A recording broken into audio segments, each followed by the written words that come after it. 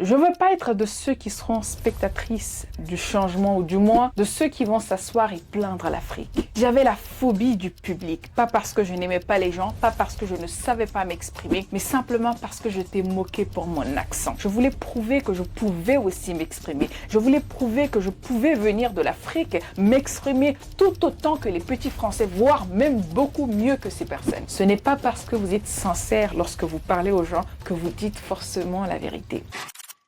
Voici les 10 stratégies infaillibles sur quoi vous allez devoir travailler si vous voulez développer votre art de la prise de parole en public. Alors je sais, il n'y a pas très longtemps, je vous ai parlé des 7 étapes fondamentales de la prise de parole en public. Aujourd'hui, on se retrouve pour 10 étapes primordiales pour développer cette faculté de communiquer. Faire en sorte de transpercer le cœur de n'importe quelle personne qui vous écoutera. Avoir un raisonnement avec les gens, qui lorsque vous parlez, qu'on ne jure que par votre présence. Restez donc avec moi pour élaborer ces 10 étapes qui vont littéralement changer votre vie vis-à-vis de la prise de parole en public. Pour ceux qui ne me connaissent pas, je suis Fanta Condé, fondatrice de Give Back Academy, une école qui vous aide à promouvoir, du moins à développer votre plein potentiel. Cette école qui vous aide à devenir la meilleure version de vous-même, en vous éduquant, mais surtout en vous aidant à devenir la meilleure version de vous-même. Grâce à Give Back Academy, vous avez l'opportunité de rencontrer aujourd'hui des mentors, des coachs, des formateurs de tout type, que ce soit un art oratoire ou d'autres facettes du développement personnel professionnel d'ailleurs. Donc n'hésitez pas à cliquer sur le lien en description afin de vous inscrire, de faire la préinscription comme beaucoup de personnes qui sont déjà inscrites en attendant la sortie officielle de l'application. Pour la petite histoire, pour ceux qui ne connaissent pas, qui viennent à peine de me rencontrer, sachez que j'ai longtemps challengé également avec l'art de la prise de parole en public. J'ai longtemps eu ce problème de m'exprimer. Il faut savoir que je suis venue en France à un très jeune âge. J'avais du mal à m'exprimer. J'avais honte. J'avais la phobie du public. Pas parce que je n'aimais pas les gens, pas parce que je ne savais pas m'exprimer, mais simplement parce que j'étais moquée pour mon accent. Je vous laisse imaginer le châtiment d'un enfant ou l'atrocité qu'un enfant peut ressentir émotionnellement parlant quand il fait face à d'autres enfants qui se moquent d'elle, soit disant qu'elle a un accent, du moins qu'elle ne s'exprime pas comme les petits Français. Donc j'ai traversé cette époque qui était très douloureuse pour moi. Aujourd'hui, je me suis forgée, j'ai appris, j'ai grandi. Et par la grâce divine, je forme des milliers de personnes en prise de parole en public. Si j'ai pu le faire, vous pouvez également le faire. Donc restez jusqu'à la fin de cette vidéo pour voir avec moi les 10 étapes cruciales que vous allez devoir suivre pour développer votre art oratoire. La première étape fondamentale pour vraiment travailler sur votre prise de parole en public serait de savoir déjà pourquoi vous parlez. Alors je sais, ça vous ne le verrez pas certainement dans toutes les vidéos sur internet. On va vous parler certainement du fait d'apprendre à connaître votre auditoire, chose qui n'est pas totalement fausse. Mais vous devez comprendre que si vous voulez apprendre à bien parler, il faudrait que vous soyez guidé par une cause. Il faudrait que vous soyez guidé par une raison. Quelque chose au plus profond de vous qui brûle, qui vous pousse à parler encore et encore.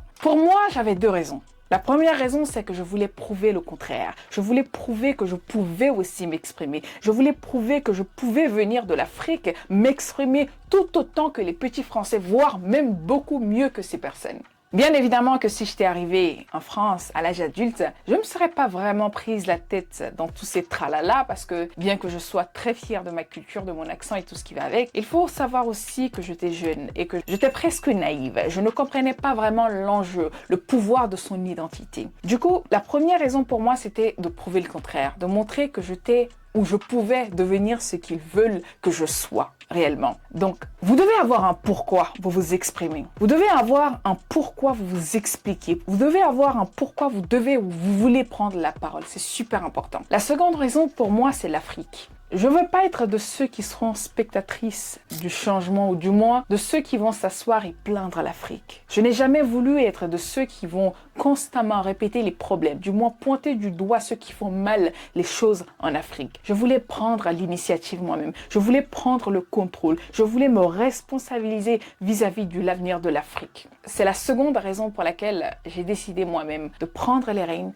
de mieux m'exprimer afin de communiquer, de parler à ces jeunes qui me regardent, de donner de l'espoir à ceux qui ont déjà perdu de l'espoir, de donner de l'encouragement à ceux qui en ont besoin, de partager de la motivation à ceux qui sont en train déjà de se battre. Ça a été la seconde raison pourquoi je me suis battue. J'ai appris à m'exprimer. Donc, avant de vous exprimer, avant de prendre la parole en public, vous devez vous assurer que vous avez une bonne raison. Vous devez vous assurer que vous voulez vous exprimer. De votre cas, ça pourrait être du fait que vous voulez être manager dans votre entreprise ou encore vous voulez devenir chef d'entreprise et en tant que leader, vous devez avoir cette faculté de communiquer très efficacement avec les gens qui vous suivront parce que c'est important. Qui dit leader dit bien évidemment communication. Donc, vous devez identifier la raison pour laquelle vous communiquez. La deuxième étape fondamentale pour vous introduire du moins à l'art de la prise de parole en public, c'est de vous habituer à la clarté de vos messages. Vous savez, c'est très difficile de parler, je vous l'accorde. C'est encore plus difficile de ne pas avoir une bonne structure lorsque vous vous exprimez. Et je dois même vous faire une confidence, ça a été mon cas depuis très longtemps. J'ai challengé,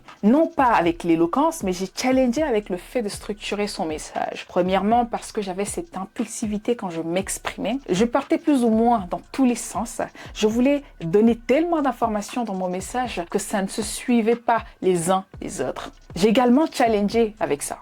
J'ai également rencontré des problèmes avec la structuration de mon message. Donc, si vous voulez prendre la parole en public, la seconde chose, c'est de vous habituer à structurer votre message, votre discours, tout ce que vous allez dire. Ne serait-ce qu'une présentation doit être structurée à la lettre. Une fois que vous prenez l'habitude de le dire, vous verrez que l'improvisation viendra tout naturellement. Donc, vous allez sans doute me demander derrière votre écran, comment fait-on pour justement structurer notre message? Moi, j'utilise la méthode de rassembler, trier et jeter. Qu'est-ce que je vais dire par là? Cette méthode vous incite à récolter toutes les informations que vous voulez donner aux gens. La première chose que je fais, c'est de m'asseoir. Admettons aujourd'hui que je veux vous parler de la géopolitique africaine. Bien évidemment que qui dit géopolitique africaine, c'est très dense, très vaste. Il va falloir que je sois beaucoup plus précise là-dessus pour que mon auditoire, les gens qui me reçoivent, puissent m'entendre et comprendre plus profondément et de manière bien structurée pour ne pas les perdre dans mon message. Et ce que je fais dans ce cas-là, quand on prend la géopolitique, on sait très bien que c'est très vaste et c'est super grand. Et ce que moi je fais dans ce sens, j'identifie un sujet concernant la géopolitique africaine. Le plus précis je suis, le plus précis j'essaye d'être dans mon message, le mieux ça serait pour ceux qui m'écouteront. Donc, admettons que vous voulez parler de la géopolitique. La première chose, c'est d'identifier un sujet spécifique que vous voulez toucher dans la géopolitique africaine. Secondo, c'est de marquer toutes les idées que vous avez. Alors là, quand je parle d'idées, je parle de citations, je parle des phrases, je parle des citations d'autres personnes, je parle des phrases de réflexion qui viennent de vous, je parle de votre analyse, je parle de la thèse, je parle de l'antithèse, je parle des paraphrases, je parle des métaphores, je parle de toutes ces choses qui vous permettront d'avoir, disons, un raisonnement ou une argumentation très robuste lorsque vous vous exprimez. Donc, l'idée ici, c'est d'écrire toute idée, citation, message, thèse, antithèse. La première étape, ça va être ceci. La deuxième étape, ça va être cela. Enfin, c'est super important de le marquer quelque part. Alors, moi, j'ai souvent des petits papiers que je découpe en 16 papiers carrés avec des ciseaux. Les papiers en A4, je le découpe en 16 carrés, c'est-à-dire ça me fait 16 bouts de papier. Et là-dessus, je marque chaque idée. Donc, je marquerai les citations, je marquerai quelques idées pour défendre, quelques arguments. En général, ça ne dépasse pas plus d'une phrase sur chaque papier. Une fois que j'aurai toutes ces idées, la deuxième étape, c'est de rassembler les messages. Essayez maintenant de mettre dans l'ordre ces messages étape par étape. Bien évidemment que quand vous donnez vos idées, ce n'est jamais dans l'ordre, mais c'est à vous de le mettre dans l'ordre. Admettons que vous avez une conférence demain sur le réchauffement climatique ou la géopolitique, encore une fois. L'idée, c'est de marquer toutes les idées qui vous viennent en tête sur le réchauffement climatique ou encore la géopolitique et ensuite passer à l'étape rassemblée. Et l'étape rassemblée vous permet simplement de mettre dans l'ordre les choses afin que votre auditoire puisse facilement vous entendre. Et une fois que vous les avez, vous les aurez du moins rassemblés, la troisième étape, c'est de jeter tout ce qui n'est pas vraiment nécessaire, tout ce qui ne supporte pas, du moins tout ce qui n'est pas un grand support pour votre prise de parole en public. Il n'est pas nécessaire de tout marquer. Il vaut mieux citer 2 points bien structurés, bien compréhensibles, mais surtout très informatif que de parler de beaucoup de choses qui n'ont pas vraiment de sens. Le fait de pouvoir structurer votre message va constamment vous aider à aller beaucoup plus loin dans votre message, mais surtout à faire comprendre de la meilleure manière votre auditoire. Il faut comprendre une chose lorsque vous parlez, c'est plus ou moins le même fonctionnement en fait qu'en discours ou même des argumentations ou même des dissertations. Vous qui me regardez, vous avez sans doute fait une fois au moins des dissertations à l'école. C'est le même principe qu'il faut appliquer. Et lorsque vous devez prendre un discours ou même communiquer devant les gens, il faut toujours suivre ces 3 étapes pour ne pas vous perdre. La première étape, c'est l'étape de l'introduction. C'est dans l'introduction qu'on verra la présentation, qu'on verra aussi la phrase d'accroche où on verra la question qui peut être la phrase d'accroche. Les anglophones l'appellent notamment le hook. Donc, c'est soit vous utilisez le hook dans votre présentation et tout ça, ça s'appelle une introduction. Et dans l'introduction, il y en a à la place de la phrase d'accroche de la question, ils vont utiliser des statistiques. Les études ont prouvé par exemple que chez Apple, 70% des femmes qui travaillent sont des femmes maghrébines. Ça, c'est des statistiques que vous allez devoir utiliser par exemple pour accrocher votre auditoire afin qu'il vous écoute. C'est l'une des techniques pour bien évidemment attirer l'attention de la personne qui est censée vous écouter. Et ça, c'est la première phase qui est l'introduction. Dans la deuxième étape, nous verrons ce qu'on appelle l'étape du développement. C'est là où il y aura la thèse, l'antithèse et tout ce qui va avec des exemples, des pour, des contre, pour soutenir votre argumentation, pour soutenir vos idées, votre discours, votre idéologie. Et la dernière étape, c'est l'étape de la conclusion. Dans la conclusion, nous rappelons toujours aux gens ce que nous voulons dire, du moins ce que nous avions dit, le pourquoi du comment et quel est le but de ce message, du discours, de votre argumentation, de vos idées au final. Et toujours dans la phrase de conclusion, en général, c'est ce que nous mettons, ce qu'on appelle le call to action. C'est pareil pour les gens qui vendent dans des entreprises. En faisant du closing, on termine toujours par la phrase de conclusion du closing, qu'on appelle encore le call to action. Dans ce call to action, il y a diverses manières d'appeler les gens au call to action. C'est soit acheter ce produit ou ce service, ou encore faire adhérer les gens à votre idéologie, ou encore convaincre les gens à faire quelque chose. Enfin, ça s'appelle le call to action. Je l'ai dit très souvent qu'on ne parle jamais pour rien. On parle souvent pour 2 raisons. Soit pour amener les gens à nous suivre ou pour amener les gens à changer leur façon de voir les choses ou la vie. C'est les 2 raisons pour lesquelles nous communiquons. Donc, avant même de communiquer, vous devez avoir un objectif très précis avant de communiquer. C'est super important. La 3e étape, c'est la connaissance de votre auditoire. Encore une fois, il n'est pas possible d'impacter votre public lorsque vous n'avez pas le contrôle ou du moins la connaissance pointue sur cette personne. Je ne sais pas si vous avez regardé une de mes masterclass dans laquelle j'étais habillée plus ou moins comme la plupart de ces femmes voilées. J'ai reçu pas mal de messages là-dessus. Mais Fanta, comment se fait-il que tu t'habilles plus ou moins comme ces femmes? Je dis c'est ça, un vrai speaker, une personne qui est censée prendre la parole en public, impacter à travers ses mots, son rôle a priori de pouvoir se mettre dans la peau de ceux qui sont censés l'écouter. De mon expérience, je vous assure qu'il n'y a pas meilleure manière de toucher les gens qu'en se mettant dans la peau de ces personnes, qu'en les ressemblant d'une manière ou d'une autre. Et qu'est-ce que je veux dire par là? Lorsque vous allez à Rome, faites comme les Romains. Ne réinventez pas la roue, ça ne sert absolument à rien. Aujourd'hui, quand je vais, par exemple, à Dubaï pour prendre la parole en public, je ne vais pas aller m'habiller comme aux États-Unis. Je n'irai pas m'habiller comme en Europe, encore moins comme en Afrique. Je m'habillerai comme ces femmes, je m'habillerai comme ces Saoudiens du moins. Pourquoi? Parce que c'est la meilleure façon pour moi de transmettre un message. Pour pouvoir transmettre un message, vous devez comprendre votre auditoire. Et qu'est-ce que je veux dire par comprendre votre auditoire? C'est de comprendre leur façon de réfléchir, c'est de comprendre leur âge, c'est de comprendre ce qu'ils veulent, qu'est-ce qu'ils attendent de nous réellement, c'est de comprendre où est-ce qu'ils vont, c'est de comprendre également les tranches d'âge. C'est super important. Parfois, nous n'avons pas d'impact lorsque nous communiquons simplement parce qu'on n'arrive pas du tout à cerner ceux à qui nous parlons. Bien évidemment que le message que vous allez adapter au CEO, c'est-à-dire au chef d'entreprise, ce ne sera jamais le même message que vous allez adresser aux étudiants. Ce ne sera jamais le même message que vous allez devoir adapter aux mères qui vendent dans les marchés, par exemple. Les messages d'espoir ne seront pas les mêmes. Les messages de motivation ne seront pas les mêmes. L'envie, en fait, de booster ou pousser ces gens-là ne seront jamais de la même manière. Donc, il est super important de comprendre votre auditoire avant même d'analyser. Et un ingrédient qui est essentiel aussi, qu'on ne nous dit pas assez, au-delà de comprendre votre auditoire, c'est de comprendre également votre environnement. la taille de la salle. C'est super important. Est-ce une petite salle? Est-ce une grande salle? En fonction de ça, vous pouvez facilement vous positionner et communiquer à ces personnes. La quatrième étape de la prise de parole en public, c'est la pratique constante. Il n'y a pas de secret magique. C'est en forgeant qu'on devient forgeron.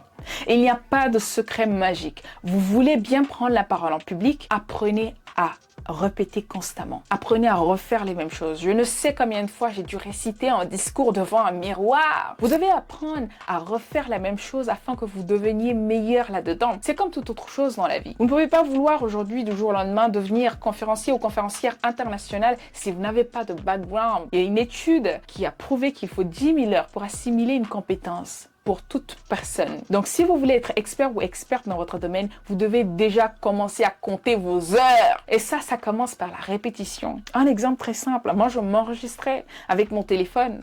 Je m'enregistre constamment et c'est ça qui m'a poussé à avoir cette maîtrise. J'ai commencé par la présentation de moi, j'ai commencé par écrire une présentation percutante et là, c'est parti petit à petit jusqu'au discours. Aujourd'hui, je tiens un discours, je tiens une interview, enfin bref, toutes ces choses, c'est dû à ma répétition constante. Donc, vous ne pouvez pas être meilleur si vous ne répétez pas constamment. C'est la seule façon de s'en sortir. Donc, répétez constamment. Achetez à partir d'aujourd'hui un petit cahier dans lequel vous allez commencer à écrire tout ce que je vous donne, toutes les astuces qu'on vous partage constamment.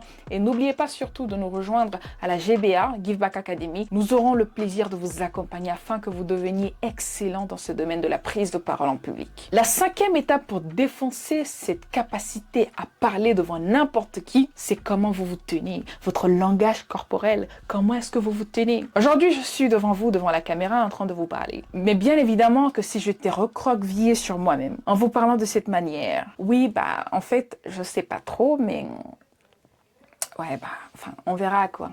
Donc, la première étape, il va falloir que vous soyez de vous à moi. Est-ce que vous auriez confiance en moi? Est-ce que je pourrais vous inspirer confiance? Est-ce que je pourrais vous aspirer? Est-ce que je pourrais être un modèle pour vous en me tenant de cette manière? Non, première des choses, c'est de tenir votre tête haute. Je dis très souvent à mes élèves que lorsque vous vous parlez, lorsque vous communiquez, considérez-vous comme si vous aviez une couronne sur la tête. La tête, elle doit se tenir tout droite. Elle doit être tout droite sur votre épaule. Donc, la première chose, c'est de vous tenir très droit. Deuxièmement, les épaules en arrière. Troisièmement, avec un air très ouvert, les bras ouverts, ne constamment pas se renfermer sur soi. Vous savez, quand vous faites ça, lorsque vous vous exprimez aux gens, le message que ça renvoie, c'est que je ne suis pas digne de confiance ou je me méfie de toi. Et dans la psychologie humaine, nous avons vu que lorsque vous avez un message de je me méfie de toi vis-à-vis des autres, sans même le faire exprès, ils se méfieront de vous également. Pourquoi? Parce que c'est la nature humaine. Donc, vous devez avoir le langage corporel très ouvert. Vous devez être cette personne qui s'ouvre aux gens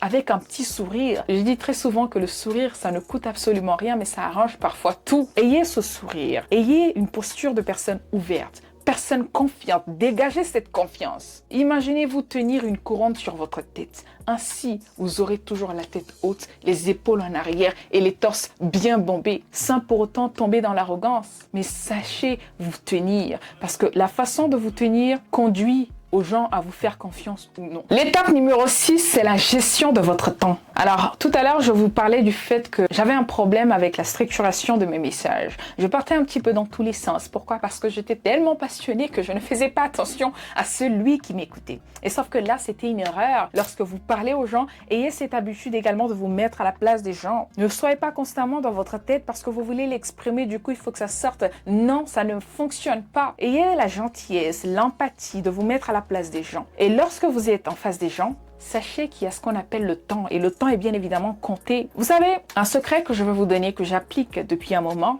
qui m'empêche de déborder lorsque je prends la parole en public, c'est que je m'imagine automatiquement que je suis en train de parler aux enfants. Vous savez, les enfants sont des êtres les plus sincères au monde. Et lorsque vous parlez aux enfants, vous verrez en fait que quand vous débordez un peu de trop, ils vous demanderont « Quand est-ce que tu finis? Nous sommes déjà fatigués. » Et les adultes, ils sont pas capables de faire cela. Du coup, quand vous voulez prendre la parole en public, imaginez-vous en face des enfants. Dites-vous que les enfants sont les êtres les plus sincères, authentiques, mais aussi impatients qui puissent exister. Et lorsque vous l'avez ça en tête, vous ferez de votre mieux de sorte à bien structurer votre message et surtout aller vers l'essentiel. Donc, ayez cet art d'aller vers l'essentiel. Dites les messages, soyez très clairs, concis, précis dans votre message. Il ne sert à rien. Alors bien évidemment, vous pouvez donner des exemples, raconter même une histoire, mais soyez toujours dans l'axe. Ne débordez pas de trop. Pourquoi? Parce que tout ce qui est de trop saoule au final. Donc, imaginez-vous en train de parler aux enfants. Respectez le timing. Et j'ai aussi compris que c'est une chose qui rend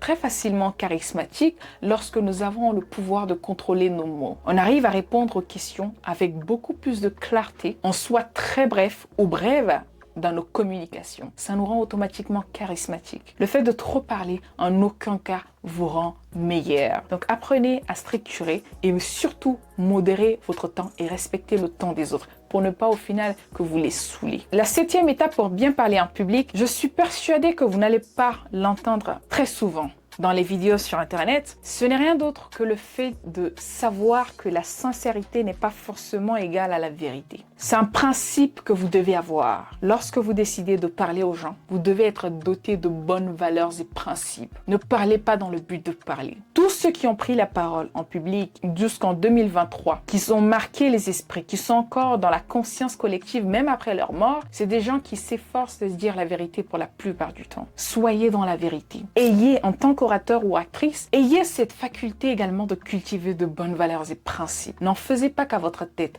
Ne soyez pas de ceux qui parlent pour parler. Ne soyez pas de ceux qui parlent pour qu'on dise que vous êtes très éloquent, alors qu'au fond du message, il n'y a absolument pas grand-chose. Ayez de la sincérité, mais surtout, essayez de dire la vérité, du moins cherchez la vérité. Parce qu'attention, nous pouvons être sincères quand on communique avec les gens, mais ce n'est pas pour autant que nous disons la vérité. Je répète, ce n'est pas parce que vous êtes sincère lorsque vous parlez aux gens que vous dites forcément la vérité. Donc ne confondez pas la sincérité à la vérité.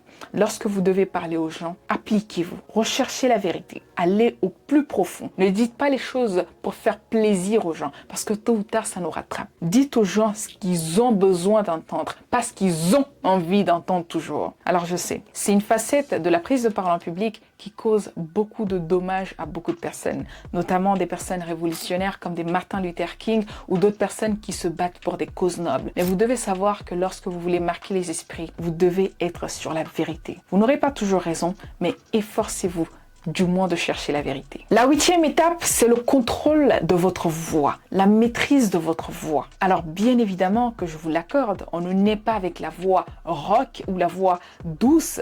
Ce n'est pas facile de constamment parler, d'avoir des hauts et des bas dans ces conversations. Mais vous verrez que lorsque vous travaillez par exemple sur votre voix, vous développerez cette faculté également de parler doucement quand il faut, d'élever la voix quand il faut, de hausser le ton quand il faut, d'insister quand il faut, de travailler sur votre tonalité. Ça, c'est une étape qui est également très importante parce que en art oratoire, si vous voulez parfois toucher les gens, notamment pour ceux qui font de la motivation, j'ai compris que le fait de savoir jongler, jouer avec la voix, quand on parle par exemple d'un sujet qui touche, qui est très émotionnel, vous verrez en fait que dans ce cas, j'ai le ton de la voix qui est limite mélodique, si je peux me permettre de le dire ainsi, qui n'est pas forcément statique. Vous devez, en fonction de votre sujet que vous allez devoir aborder, vous devez avoir cette faculté également de jouer sur la voix, le ton, la tonalité. Vous devez avoir cette vibration dans la voix et l'énergie que vous prenez au plus profond dans votre ventre et comment surtout vous le sortiez, c'est super important. Et nous verrons tout ça dans Give Back Academy, bien évidemment. L'art de la prise de parole en public, je le dis très souvent que c'est au-delà du physique. Ça touche à votre âme. Du coup, vous allez devoir rechercher ce qu'il faut là où il faut pour enfin impacter les gens à travers vos mots. La 9e étape de la prise de parole en public, c'est la gestion de votre stress. Je pense que c'est une étape qui est très difficile parce que la plupart des personnes qui sont aujourd'hui de grands orateurs ont tous confié un moment ou un autre avoir eu peur, ne serait-ce qu'une fois dans leur vie. Vous devez comprendre que la peur est tout à fait normale, c'est logique. Nous allons vers l'inconnu, nous allons vers quelque chose que nous n'avons pas l'habitude. La première des choses qui s'est passée dans ma tête lorsque j'ai pris la parole en public pour la première fois, c'était ils sont en train de me regarder, ils sont en train de dire que je suis pas meilleure. Qu'est-ce que je vais dire? Je vais peut-être faire des fautes d'orthographe, je ferai peut-être des erreurs. Donc, le fait de constamment rester dans votre tête et de vous redire, répéter constamment la même chose, c'est ce qui pousse à déclencher cette peur, d'où le stress que vous avez, parfois des bégaiements ou même l'échec total sur ce que vous êtes censé dire Pourquoi? Parce que vous avez comme un blackout total sur le visage. Du coup, vous êtes immobilisé. Et ça, c'est tout à fait normal. Par contre, ce qui n'est pas normal, c'est le fait de ne pas pouvoir gérer ce stress. C'est le fait de ne pas pouvoir se mettre au-delà de cette peur. Il faut comprendre que la respiration est pour moi l'une des armes les plus puissantes pour contrecarrer ce stress ou cette peur. Constamment respirer. Buvez de l'eau. Moi, j'ai une technique qui m'a été donnée par un maître en chinois, également un grand conférencier chinois, qui me disait que Fanta, à chaque fois que tu monteras sur scène pour parler et que tu te sens un peu stressé, avant de monter, je te recommande de mettre de l'eau ici.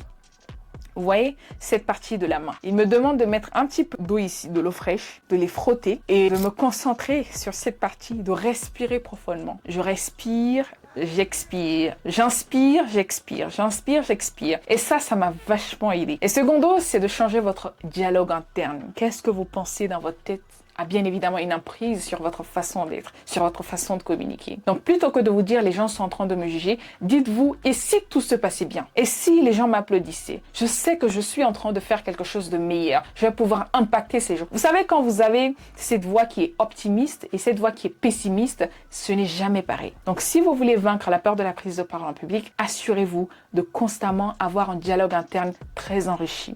Et ça va constamment vous sauver dans tout ce que vous faites. Plutôt que d'être pessimiste, soyez optimiste. Dites-vous, et si tout se passait bien? Au pire des cas, vous allez apprendre. Mais évitez constamment de parler de la mauvaise des manières sur vous-même. Parce que ça va augmenter votre dose de stress et ça va vous rendre immobile vis-à-vis de votre prise de parole en public. La dernière étape, c'est les feedbacks et l'amélioration continue. Alors je sais, beaucoup de personnes, beaucoup d'orateurs ne prennent pas le soin de demander aux gens ce qu'ils pensent d'eux. Moi aujourd'hui, même malgré le fait que les gens m'applaudissent, j'aime sa façon de parler, j'aime ta façon de t'exprimer, j'aimerais être comme toi, je suis très honorée. Mais je pense que je n'y suis pas encore. Je pense que j'ai des manquements encore. Je sais que je suis... Et je le dis pas par humilité, je le dis parce que je suis consciente que je pourrais faire beaucoup mieux que ça. Et vous devez également être dans cet état d'esprit lorsque vous voulez vous adresser aux gens. Comprenez que vous n'avez pas toujours tout bon. Du coup, vous devez être dans cette amélioration constante afin de devenir meilleur ou excellent dans votre domaine. De ce fait, à chaque prise de parole en public, je vous incite, un petit exercice que je vais vous donner, c'est de vous entourer déjà de 2 ou 3 personnes.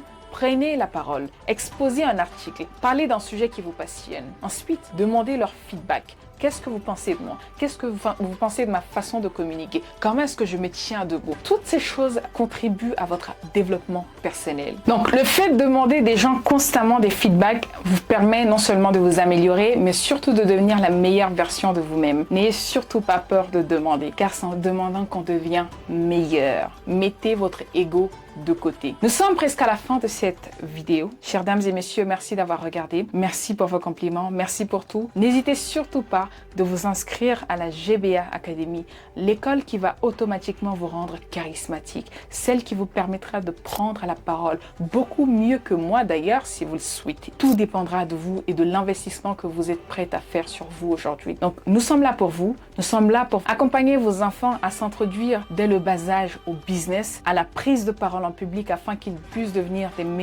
des futurs conférenciers et conférencières, mais surtout dans leur soutien scolaire tel que le français, en maths, mais surtout en anglais. N'hésitez surtout pas de cliquer les liens qui se trouvent en description afin de vous inscrire à la GBA. On se dit à très bientôt. N'hésitez surtout pas de me suivre également sur Instagram qui est I am Fanta Condé, TikTok, YouTube et Facebook qui est Talk by Fanta. On se dit à très bientôt. Dites-moi ce que vous pensez et surtout quels sont les points que vous souhaitez améliorer dans cette vidéo. À très bientôt. Prenez soin de vous.